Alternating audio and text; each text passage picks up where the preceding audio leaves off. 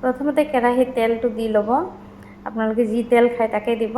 মই ইয়াতে mustard oil দিছোঁ, দি কিনে পিঁয়াজটো দি দিলোঁ।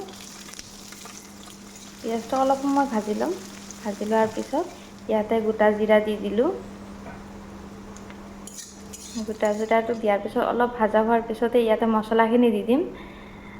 নিমখ, হালধি, জিৰা গুড়ি, ধনিয়া গুড়ি আৰু ৰেড চিলি পাউডাৰ, এইটো জলকীয়া গুড়ি, এইখিনি দি কিনে অলপমান লাৰি চাৰি কিনে ইয়াতে মাছটো এৰি দিম দেই।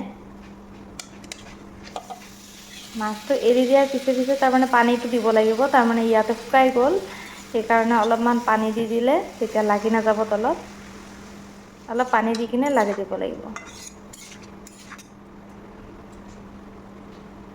ইয়াতে কেঁচা জলকীয়াবিলাক দি দিলোঁ।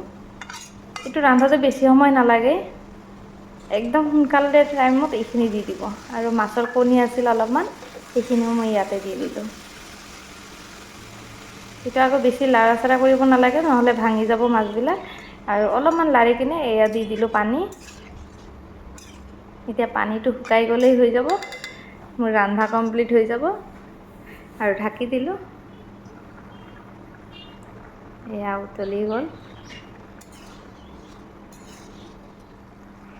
যেতিয়া পানীটো অলপমান শুকাই আহিব, তেতিয়া তাতে মই ধনিয়া পাত দি দিছোঁ।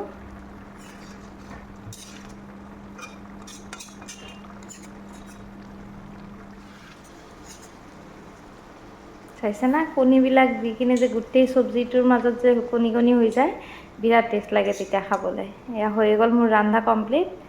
এতিয়া মই এনেকৈ দি দিছোঁ। আপোনালোকৰ যদি ভিডিঅ'টো ভাল লাগে তেতিয়াহ'লে লাইক, কমেণ্ট আৰু শ্বেয়াৰ কৰি দিব দেই। চাইছে না, গোটেইখিনিৰ মাজতে মাছৰ কণী কণী হৈ আছে, বিৰাট টেষ্ট লাগে। ঠিক আছে, গোটেইখিনি ভিডিঅ' দেখাৰ বাবে থেংক ইউ।